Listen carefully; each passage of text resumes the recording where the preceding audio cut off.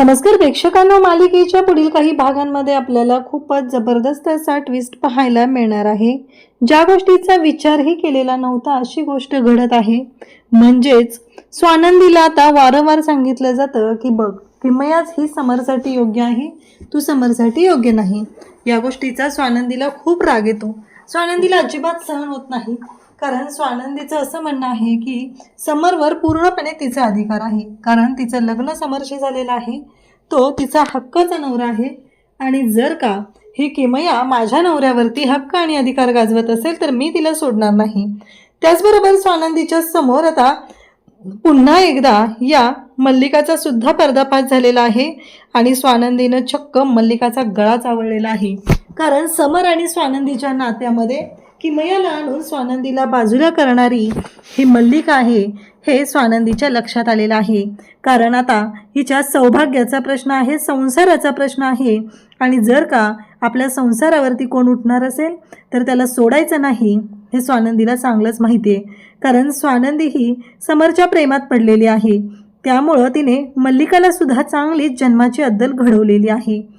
त्यानंतर हे कशा पद्धतीने होणार आहे, स्वानंदीला हे सगळं कसं कळणार आहे, स्वानंदीचा राग एवढा अनावर का होणार आहे.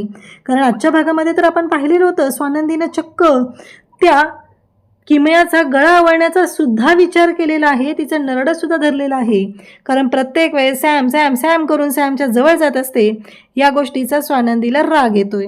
हे सगळं कशा पद्धतीने होणार आहे त्यासाठी हा व्हिडिओ शेवटपर्यंत पहा. त्याचबरोबर चॅनलवरती नवीन असाल तर चॅनलला नक्की सबस्क्राईब करा. इकडे आपल्याला पाहायला मिळतं की मल्लिका आता स्वानंदीकडे आलेली असते आणि ती स्वानंदीला म्हणत असते की हे बघ स्वानंदी, कसं आहे माहिती आहे का, समर आणि म्हणजे किमया हे दोघंजण एकमेकांसाठी खरंच योग्य आहेत, म्हणजेच मेड फॉर इच अदर आहेत. समरने ना किमयासारख्याच मुलीला ॲक्सेप्ट केलं असतं, किमयाच त्याच्यासाठी योग्य आहे. स्वानंदीचा राग अनावर होतो, स्वानंदीला खूप राग आलेला असतो. पण इकडे किमया स्वानंदी म्हणते की पण काही झालं तरी राजवाड्यांची बायको मी आहे आत्ता, त्यामुळं तुम्ही या सगळ्या गोष्टी बोलून काहीच होणार नाही असं स्वानंदी स्पष्टपणे ऐकवते. तेव्हा मात्र मल्लिका म्हणते पण एक गोष्ट लक्षात ठेव. स्वानंदी म्हणते मी परमनंट आहे, मी काय टेम्पररी नाही आहे त्यांची बायको. तेव्हा मात्र इकडे स्वानंदी असं बोलल्यावर ती म्हणते की तुला काय वाटलं, तू परमनंट आहेस, टेम्पररी नाही आहे. पण एक गोष्ट तुझ्या लक्षात येते का, काहीही झालं तरीही एक गोष्ट कायमस्वरूपी लक्षात ठेव. कारण या सगळ्या गोष्टी ज्या आहेत ना त्या तुलाही माहिती आहेत कशा पद्धतीने घडतात. पण त्याहीपेक्षा मोठी गोष्ट मी तुला सांगते, ती म्हणजे जर किमया गेली तर आणखी एक महत्त्वाची गोष्ट येते. आणि ती म्हणजे जर का किमया गेली तर ती समरच्या मनातून जाणार आहे का. म्हणजे तुला असं वाटत असेल की ती समरच्या मनातून जाईल, पण तुला वाटतं का की ती घर सोडून तर जाईल, पण समरच्या मनातून काय. असे प्रश्न आता मल्लिका स्वानंदीला विचारत असते. आणि त्याचबरोबर मल्लिका खूपच स्वानंदीला रागाला घालवत असते. तिला म्हणत असते की बघ, विचार कर, म्हणजे तुझ्या डोक्यात काय चालू आहे या सगळ्या गोष्टींचा विचार कर. काहीही झालं तरीही या सगळ्या गोष्टी मी माझ्या पद्धतीने करणार आहे, हे कायमस्वरूपी लक्षात ठेवायचं आहे असं सांगितलं जातं. इकडे मात्र स्वानंदीला खूप राग येतो. स्वानंदीचा राग अनावर झालेला असतो. तिला आठवत असतं की समरसुद्धा तिच्याशी छान वागला आहे. कारण आज सकाळी स्वानंदीच्या हातामध्ये पैंजण होते आणि समर तिला सांगत असतो की ते पैंजण घालून घ्या. मग समर स्वतःच्या हाताने स्वानंदीच्या पायामध्ये ते पैंजण घालून देतो. त्याचबरोबर स्वानंदीने चंद्रकोर टिकली लावलेली होती, तर समरने आवर्जून तिचं कौतुक केलेलं होतं. त्याचबरोबर त्याने तिच्या चाफ्याची फुलं जी केसात माळलेली होती त्याचंसुद्धा कौतुक केलेलं असतं. मग समरच्या बाजूने स्वानंदी थोडा विचार करू लागते, पण क्षणात तिला आठवतं ते म्हणजे एवढं सगळं होऊनही एक गोष्ट कुठंतरी चुकलेली असते. आणि ती म्हणजेच की पूजेच्या वेळेस जो काही राडा घातलेला असतो आणि जो काही गोंधळ झालेला असतो ती गोष्ट काही तिला आवडलेली नसते. ती म्हणत असते की नाही, काहीही झालं तरीही मी शांत राहणार नाही, कारण या सगळ्यामध्ये ज्या गोष्टी घडत आहेत त्या पूर्णपणे चुकीच्या आहेत हे लक्षात आलेलं असतं. आणि मग मात्र स्वानंदी विचार करू लागते की काय करू नक्की, नाही कशा पद्धतीने विचार करू. कारण राजवाडेंना प्रत्येक वेळेस ती किमयास बरोबर वाटत आहे.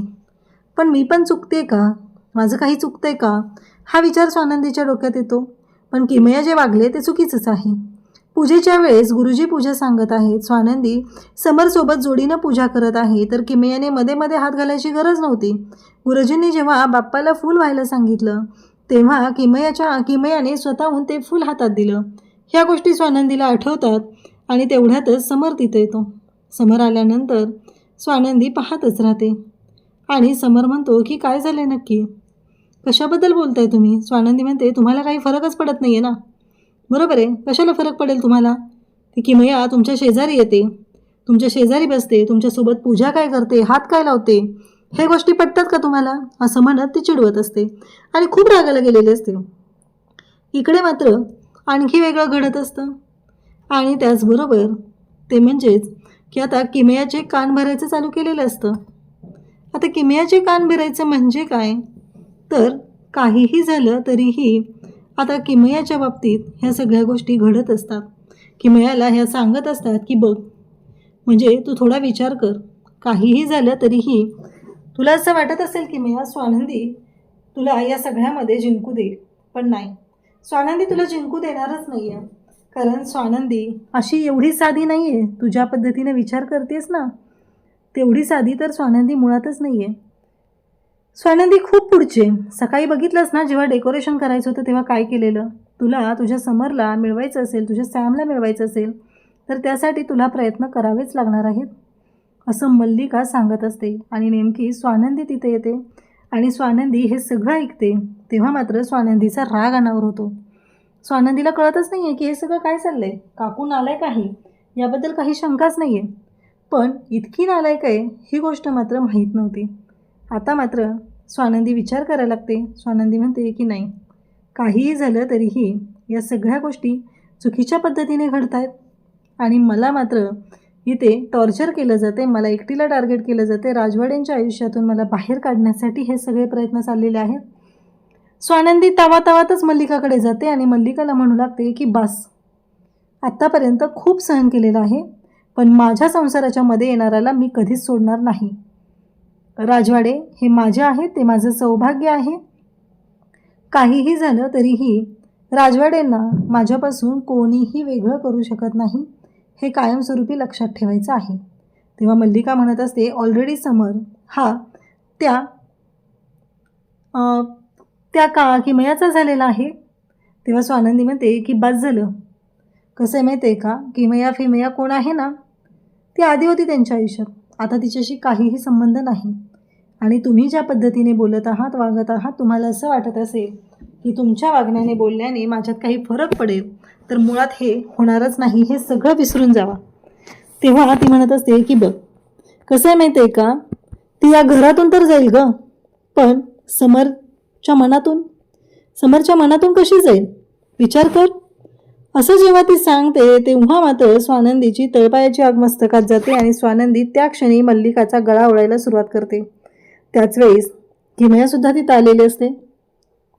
किमयासुद्धा त्याच गोष्टी बोलायला सुरुवात करते, कारण सॅम फक्त माझा आहे, मी सॅमचे, हे सगळं तिचं चालू झालेलं असतं. स्वानंदीला खूप राग येतो आणि स्वानंदी तिच्या खानदेशी कानाखाली वाजवते आणि सांगते की बाद झालं, आत्तापर्यंत खूप वेळा तुमचं सगळं ऐकून घेतलेलं आहे, पण यापुढे नाही, हे अति होते, या सगळ्या गोष्टी मी सहन करणारच नाही, असं इकडे स्वानंदी स्पष्टपणे सांगते. आणि मग मात्र समर तिथं आलेला असतो. समर हे सगळं पाहतो तेव्हा मात्र किमया म्हणत असते की बघितलं का सॅम, ही स्वानंदी कशी वागते. काल पण जेव्हा टॅटू काढायचा होता तेव्हा ती मला म्हटली की विषारी नागिन काढा, आणि आत्ताही ती माझ्याशी चुकीच्या पद्धतीनेच वागत आहे. तेव्हा स्वानंदी तो व्हिडिओ दाखवते आणि स्वानंदी म्हणते हे बघितलं का, काय आहे, नाही, आपल्या नात्याच्या जीवावर उठलेल्या आहेत ना या, त्यामुळं माझ्या आणि तुमच्या नात्याच्यामध्ये जे कोणी येईल त्याला मी सोडणार नाही, असं स्वानंदी स्पष्टपणे सांगते. कारण माझं सौभाग्य जर धोक्यात येणार असेल तर मी सहन करू शकत नाही. तेव्हा आनंद तिथं असतो, आजी तिथं असते. आजी स्वतः सांगते की बरोबर आहे नंदू, तुझं बरोबर आहे, कारण अति होत आहे, मलाही दिसत होतं. कसं आहे, आम्हाला पहिल्यापासून तिची सवय आहे, पण तिने आता स्वतःला कंट्रोल केलं पाहिजे, कारण पेंट्याचं लग्न झालेलं आहे, त्याची बायको तिथं आहे, तिला आवडेल न आवडेल ह्या सगळ्या गोष्टींचा तिने विचार केला पाहिजे. आत्ता हे सगळं जे काही घडतंय त्यामुळं त्याच्या बायकोला वाईट वाटू शकतं, हा विचार तिने केला असता तर आज ही वेळ आली नसती, असं आजी स्वतःहून सांगते. स्वानंदीने तिचं सगळं सामान भरून आणलेलं असतं त्या किमयाचं आणि दाराच्या बाहेर बॅगा फेकलेल्या असतात आणि तिच्या हाताला धरून तिला सुद्धा बाहेर ढकललेलं असतं आणि सांगितलेलं असतं की निघायचं. तेव्हा समरच्या सुद्धा लक्षात येतं. समर सुद्धा तिला सांगू लागतो की बाद झालं. कसं आहे, मी तुला प्रत्येक वेळेस समजवण्याचा प्रयत्न केला, डिस्टन्स ठेव म्हणून सांगण्याचा प्रयत्न केला, पण तुला ते ऐकायचंच नाही. आणि इकडे समर मल्लिकाच्या समोर येतो आणि तिला बोलू लागतो की काकू, तुझ्याकडून मला ही अपेक्षा नव्हती. अशाच अपडेटसाठी चॅनलशी कनेक्ट राहा. थँक्यू.